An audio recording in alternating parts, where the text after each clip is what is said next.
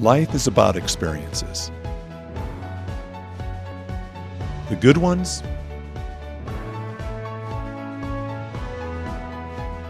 and the not so good ones.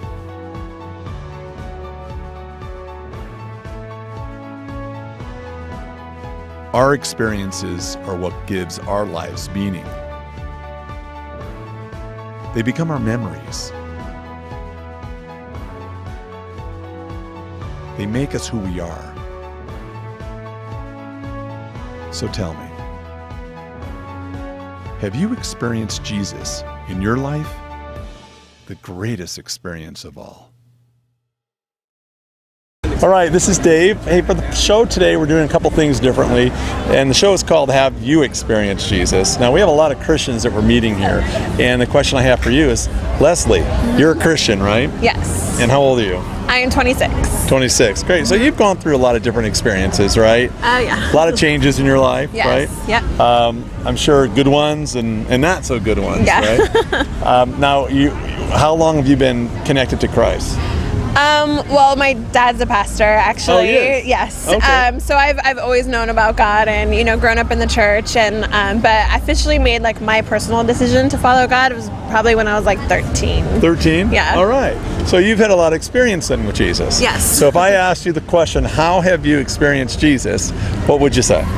Well, well, how long do I have now? About 2.5 minutes. Okay, perfect. So I would say that, growing up in church, you see a lot about, what God is, what it looks like, and what it looks like to have a relationship with God. And but you never really fully experience Him personally until you obviously experience Him personally.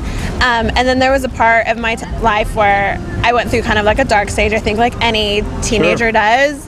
What kind of things did you do? It was, the normal stuff, I guess, that people do. You go out and party, you're just like, look, I've done God for a while, and it wasn't real yet to me, so I just wanted to try something else and, go out drinking, hang out with your friends. And I just got to sort of the world, rather than the word, the world, right? Exactly. And we were talking about that today. The L, does that mean the lust of the world? Right. That's compared to the word, which doesn't have the L. Right. Right. Well, I did that for a while, and obviously I got to a point where it wasn't worth it anymore.